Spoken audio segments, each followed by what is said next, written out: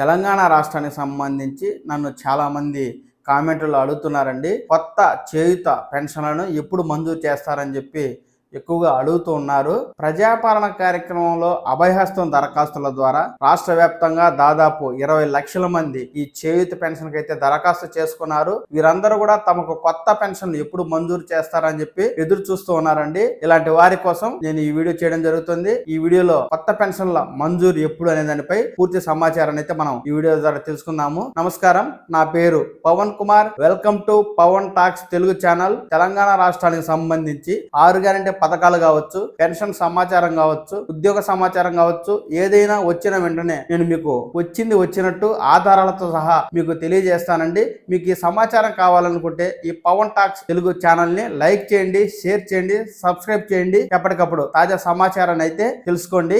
ఇక విషయంలోకి వెళ్తే డిసెంబర్ జనవరి నెలలో ఏదైతే చేయూత పథకానికి అభయహస్తం దరఖాస్తులు చేసుకుని తమకు కొత్త పెన్షన్ ఎప్పుడు వస్తుందా అని ఎదురు చూస్తున్న వారైతే లక్షల సంఖ్యలో ఉన్నారు. ఇలాంటి వారిలో రేషన్ కార్డు లేకపోయినా కూడా అభయహస్తం దరఖాస్తు చేసుకోవడం జరిగింది. మనకు తెలంగాణ రాష్ట్రంలో 6 గ్యారెంటీ పథకాలు కావచ్చు, ముఖ్యంగా పెన్షన్ కావచ్చు పొందాలి అంటే ఖచ్చితంగా రేషన్ కార్డే ప్రామాణికంగా ఉంది. ఈ మేరకు మీరు స్క్రీన్ మీద చూడవచ్చు. గృహజ్యోతి పథకానికి గాని, మహాలక్ష్మి పథకానికి గాని రేషన్ కార్డే ఉన్నవారే ప్రామాణికంగా ఉంది. మరి అలాంటిది పెన్షన్లకు సంబంధించి ఎవరు అర్హులవుతారు? ఖచ్చితంగా రేషన్ కార్డు ఉన్నవారే అర్హులవుతారు. కనుక త్వరలో రేషన్ కార్డుల ప్రక్రియ అనేది జరగనుందండి. మార్చి 10వ తేదీ నుంచి కొత్త రేషన్ కార్డులకు సంబంధించి అధికారులు ఎవరైతే దరఖాస్తు చేసుకుంటారో వారి ఇళ్లకు వెళ్లి వారు అర్హులో కాదో ఎంక్వైరీ చేయనున్నారు. కొత్త రేషన్ కార్డుల ప్రక్రియ ముగిసిన తరువాతే ఈ చేయూత పెన్షన్ల ప్రక్రియ అయితే ప్రభుత్వం చేపట్టనుంది. దీనికి కాస్త సమయం పట్టే అవకాశం ఉంది.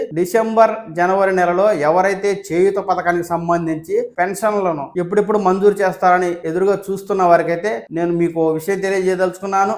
ఇక్కడ స్క్రీన్ మీద మీరు చూడొచ్చు. దరఖాస్తు చేసి దాదాపు 2 ఏళ్లు పూర్తయినప్పటికీ గత ప్రభుత్వం ఆసరా పెన్షన్దారులని విస్మరించింది. కాంగ్రెస్ కొత్త ప్రభుత్వంలో అయినా పింఛన్లు వస్తాయా అని చెప్పి పెన్షన్దారులు అయితే ఆశగా ఎదురు చూస్తున్నారండి. ఎప్పుడో 2 సంవత్సరాల క్రితమే 60 సంవత్సరాల వయసుతో ఆసరా పెన్షన్లను అప్లై చేసుకున్న వారు వేలల్లో ఉన్నారు.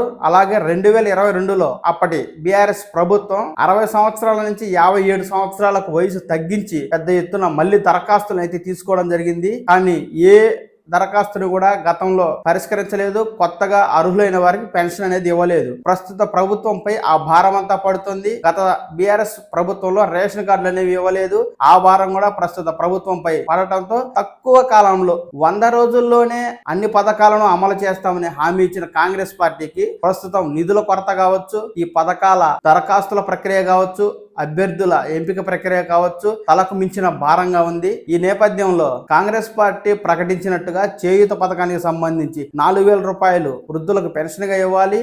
అలాగే వికలాంగులకు 6,000 రూపాయల పెన్షన్ ఇవ్వాల్సి ఉండగా అభయహస్తం దరఖాస్తులో 20 లక్షల మంది కొత్తగా చేయూత పథకానికి దరఖాస్తు చేసుకున్న నేపథ్యంలో వారందరికీ పెద్ద ఎత్తున రేషన్ కార్డు లేని వారు కూడా ఈ చేయూత పథకానికి దరఖాస్తు చేసుకున్నారు కనుక ముందు రేషన్ కార్డులను ఇచ్చి తరువాత వారిని ఎంక్వైరీ చేసే అవకాశం ఉంటుంది. ఎందుకంటే ఈ గృహజ్యోతి కావచ్చు, మహాలక్ష్మి పథకానికి సంబంధించి 500 గ్యాస్ సిలిండర్ కావచ్చు, రేషన్ కార్డు ఉన్నవారు, రేషన్ కార్డు లేకపోయిన వారు కూడా దరఖాస్తు చేసుకుంటే ఉన్నవారినే అర్హులుగా చేసి లేని వారిని పక్కన పెట్టడం జరిగింది. ఈ మేరకు లేని వారు రేషన్ కార్డు వచ్చిన తర్వాత దరఖాస్తు చేసుకోండి అని చెప్పి ప్రభుత్వ అధికారులు అయితే చెప్పడం జరిగింది. ఇప్పుడు ఈ పెన్షన్లపై ఎంక్వైరీ చేస్తే దాదాపుగా 20 లక్షల మంది రేషన్ కార్డుకు అప్లై చేసుకుని ఉన్నారు. 20 లక్షల మంది దాదాపు చేయూత పథకానికి పెన్షన్ కి అప్లై చేసుకుని ఉన్నారు. అంటే సమానంగా 20 లక్షల మంది రేషన్ కార్డుకి, 20 లక్షల మంది పెన్షన్లకు అప్లై చేసుకున్నప్పుడు వీరిలో ఎక్కువ మొత్తంలో రేషన్ కార్డు లేని వారే ఈ పెన్షన్లకు అయితే మంజూరు చేసుకున్నారు. కనుక రేషన్ కార్డు ఇవ్వకుండా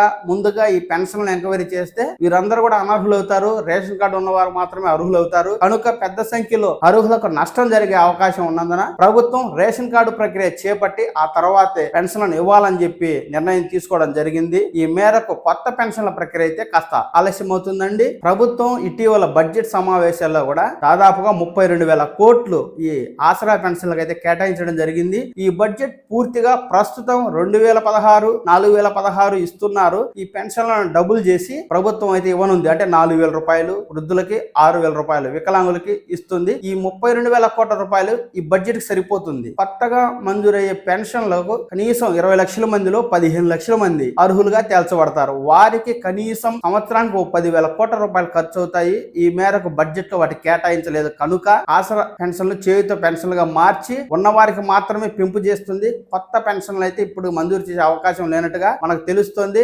ఈ మేరకు ఆసరా పెన్షన్ లో పెద్ద ఎత్తున అక్రమాలు జరిగి 2 లక్షలకు పైగా అక్రమ పెన్షన్ పొందుతున్న వారు ఉన్నారని ప్రభుత్వం అసెంబ్లీలో ప్రకటించిన నేపథ్యంలో ముందుగా పెన్షన్దారుల్లో అర్హులెవరు అనర్హులెవరు ఎంక్వైరీ చేసి ప్రభుత్వం అనర్హులను తొలగించనుంది. అలాగే కొత్త రేషన్ కార్డులు ఇచ్చి కొత్తగా ఆ చేయూతకు అప్లై చేసుకున్న వారిని ఎవరు అర్హులో అనర్హులో తేల్చి కొత్త వారికి కూడా పెన్షన్ ఇవ్వనుంది. ఈ మేరకు ఈ ప్రక్రియ కాస్త ఆలస్యమే అవుతుంది కనుక ఎవరైతే చేయూత పెన్షన్ కి దరఖాస్తు చేసుకుని మాకు ఎప్పుడెప్పుడు పెన్షన్ వస్తుందని ఎదురు చూసేవారైతే కాస్త ఓపిక పట్టక తప్పదు. ఈ ఆసరా పెన్షన్ కు సంబంధించి ఎప్పుడెప్పుడు తాజా సమాచారం వచ్చినా వెను వెంటనే మీకు నేను తెలియజేస్తానండి. నమస్కారం.